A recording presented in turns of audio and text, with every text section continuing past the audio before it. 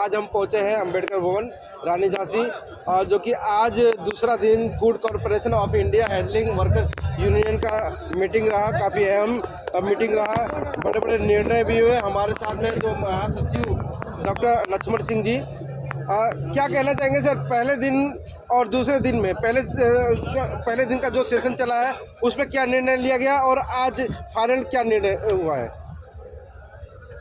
देखिए,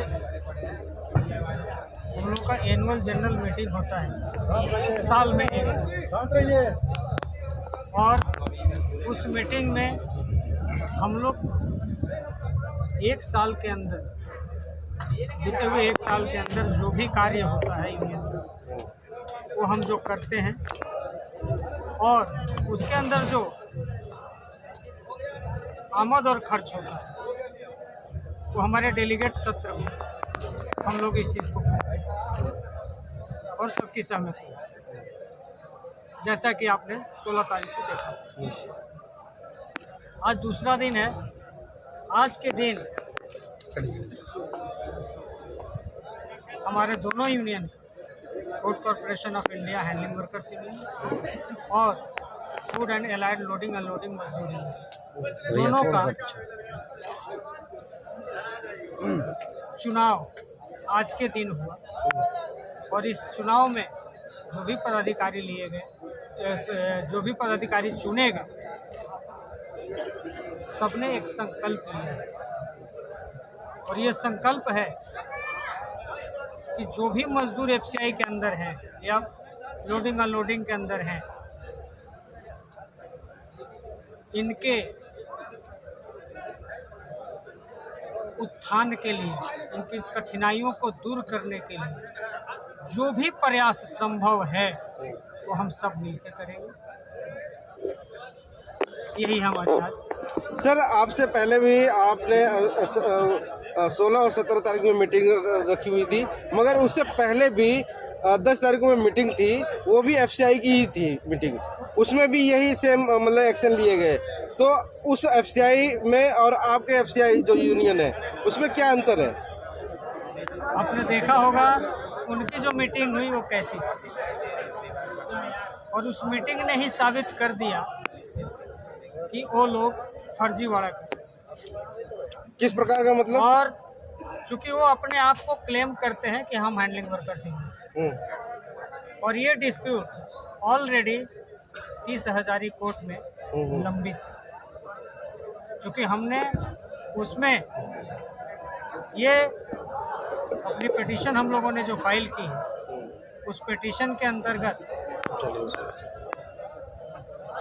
जो वो लोग परेशान कर रहे हैं, चाहे वर्कर को या यूनियन को, उसके अगेंस्ट में हमने 30 हजारी कोर्ट में मैटर को डाला है।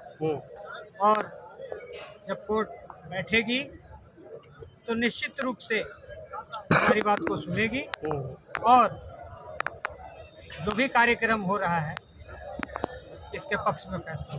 ये फूड कॉरपोरेशन बहुत बड़ा ब्रांड है जो कि देश का, और क्या लगता है कि इस प्रकार के जब यूनियन भी आपस में एकत्रित नहीं है तो बाहर तो बहुत सारे ऐसे लोग हैं जो कि मतलब कि आप लोगों के ऊपर उंगलियां उठाएंगे। देखिए, वो लोग कौन है और आप लोग कौन है, ये बताइए पहले, और कैसे मतलब कि उनके ऊपर एलिगेशन? वो लोग थे, वो ऑलरेडी एक अध्यक्ष को छोड़ के और एक जनरल सेक्रेटरी जो अपने आप को क्लेम करते हैं, सो कॉल्ड, इनको छोड़ के उसके पीछे जो भी लोग हैं नीचे, वो सब यूनियन के स्टाफ, सैलरी होल्डर थे। यूनियन उनको तनख्वाह देती थी। अब वो लोग यूनाइट होके अपने आप को क्लेम करना शुरू कर दिए कि हम अपना इसी यूनियन के नाम पर। मीडिया के माध्यम से क्या आह्वान करना चाहते हैं कि जो पूर्व में जिन्होंने प्रोग्राम किया था, वो जो टीम थी वो भंग हो चुकी है या मतलब हटा दिया गया? बिल्कुल, वो टीम ऑलरेडी खत्म हो चुकी है, वो टीम है ही नहीं। अच्छा, उसमें कुछ लोग जरूर क्लेम कर रहे हैं लेकिन सब नहीं। और ये आपने आज की मीटिंग को देखा है, इससे आपको समझ में आया। नहीं, 2 दिन से हम देख रहे हैं, हमारा कैमरामैन आकर के यहाँ पे पूरा लेकर गया है ना। आज आपका साक्षात हो गया। मगर पिछले मीटिंग में आप अध्यक्ष भी थे? हाँ, पिछले मीटिंग में मुकेश जी अध्यक्ष चुने गए थे, ये हमारे अध्यक्ष जी हैं। अच्छा। ये जो सामने बैठे हैं। सर, मेरा एक सवाल है कि जो पुरानी कॉरपोरेशन के जो पदाधिकारी यहाँ आए थे और उन्होंने अपना जिस तरीके से संचालन करा, वो फूड एसोसिएशन के अंदर जो काम करने वाले मजदूर हैं, जो कर्मचारी हैं, उनके लिए हकों की आवाज़ उठा रहे थे, तो कहीं ना कहीं इनके साथ शोषण हो रहा। उन्होंने अपने आप को कहा था कि कहीं अगर देखा जाए, एक तरफ जहाँ किसान है, ऐसे हम फूड अधिकारी हैं और हमारे को भी उसी तरीके से सरकार की जो चीज़ें हैं, नीतियाँ, उनका सामना करना पड़ रहा है। जो गलत नीतियाँ वो हमें झेलनी पड़ रही है, हमारे हक हमें नहीं मिल रहे। ऐसा उनका कमेंट। ये बात अगर वो जो कह रहे हैं, इस बात को मैं सहमति देता हूँ, यही बात सही है। लेकिन चूँकि हमारे वो स्टाफ रह चुके हैं, कोई बात सालों से रह चुके हैं, तो जो हम लोगों ने जो कार्य किया, जो फील्ड से जो हमें बैकअप मिलता था, जो तकलीफ़ें दिखती थी, उस चीज़ को मुद्दा बना के अपने आप को एक नई यूनियन उन्होंने एक और भी बनाई है। उन्होंने एक राजस्थान में एक नई यूनियन बनाई है, मजदूर विकास यूनियन। अब आप समझ सकते हैं कि ये 2 यूनियन के अंदर ये क्या ये लोग। सर, मेरा एक और सवाल है इसमें कि उनका तो कहना है कि 2002 से वो संघर्ष कर रहे हैं, कोर्ट के अंदर केस चल रहा है, जो कर्मचारी हैं, फूड कॉरपोरेशन के कर्मचारी हैं, उनके हितों के लिए उन्होंने केस डाला हुआ है सरकार के ऊपर, लेकिन जिसका कोई अभी तक फाइल का मैं आपको प्रूफ दिखाता हूँ ऑन पेपर, ताकि आपको आश्वस्त हो जाए कि कहाँ वो फर्जी है। सर, आप उन पे फर्जी वारे आप अपने सबूत आप हमें दिखा दीजिएगा ज़रूर, लेकिन जो आप फर्जी वाड़े की आप दुहाई दे रहे हैं, तो उसके पीछे क्या वजह है कि आप दोनों संगठनों में एकता नहीं है? मैंने पहले ही आपको बताया कि हमारे स्टाफ थे, लंबे समय से स्टाफ रहे हैं। एक चीज़ बताएं, कोई अगर विधायक होता तो उसकी इच्छा नहीं होती कि हम एमपी बने?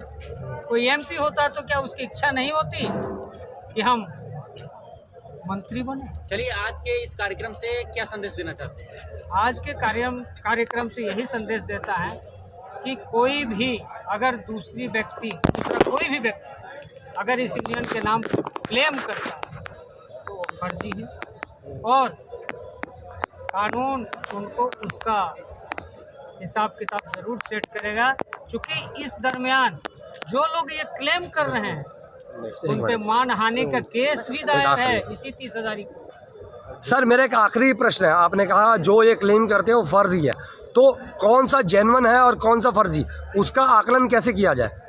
ये आकलन कोर्ट तो डिसाइड करेगा, वो कोर्ट डिसाइड करेगा, और आप लोगों ने जो 2 दिनों में देखा है, आप खुद भी डिसाइड कर सकते हैं। चलिए, एक और मेरा आखिरी सवाल है कि आपके एसोसिएशन में अभी तक आपके साथ कितने कर्मचारी जुड़े हो ऑल ओवर इंडिया से? हमारा जो मेंबरशिप जो चलता है 1 जनवरी से 31 दिसंबर एवरी ईयर, कर्मचारी जो एफसीआई के हैं, जो ठेकेदारी में हैं, वो सारे मिलाकर आप अगर देखें तो हम लोगों के साथ मैक्सिमम नंबर में जुड़े हुए हैं। जो कि मेंबरशिप जनवरी से दिसंबर 31 तक चलता है, तो मेंबरशिप जैसे जैसे कटता है संख्या उसी हिसाब से शामिल होती है। पिछले साल जो हम लोगों ने अपना मेंबरशिप जहां क्लोजर हुई थी 31 दिसंबर 2023 को, 5,000 कुछ लोग, एग्जैक्ट फिगर तो अभी याद नहीं, 5,000 प्लस में हमारी मेंबरशिप। चलिए, एक आखिरी प्रश्न है मेरा। पिछली बार उन्होंने सवाल उठाया था जो ठेकेदारी पर है, उन्हें पक्का करने के लिए क्या यानी कि आपकी एसोसिएशन की रणनीति है?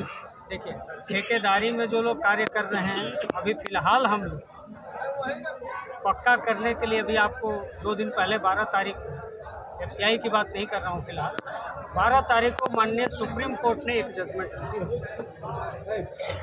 कि जो लोग 1 साल से अधिक पेरिनियल नेचर का कार्य कर रहे हों, उनको रेगुलराइज करना चाहिए।